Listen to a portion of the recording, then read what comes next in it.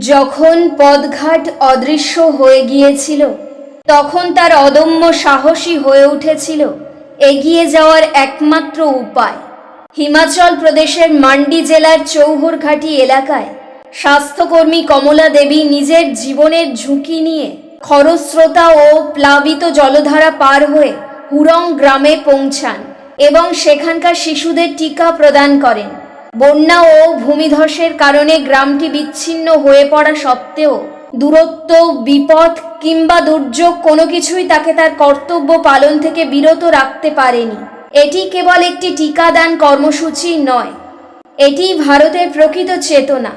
আমাদের সম্মুখ সারির নায়করা সবসময় ইউনিফর্ম পরেন না, তারা সঙ্গে বহন করেন টিকা, আশা এবং গভীর দায়িত্ববোধ। কমলা দেবী এবং সেই সব স্বাস্থ্যকর্মীর প্রতি স্যালুট, যারা এমন সব জায়গায় পৌঁছান যেখানে অন্যরা যেতে পারেন না। সাহস, মমতা এবং কর্তব্যের প্রকৃত রূপ কেমন তা মনে করিয়ে দেওয়ার জন্যে ভারতের এমন আরও অনেক গল্পের প্রয়োজন।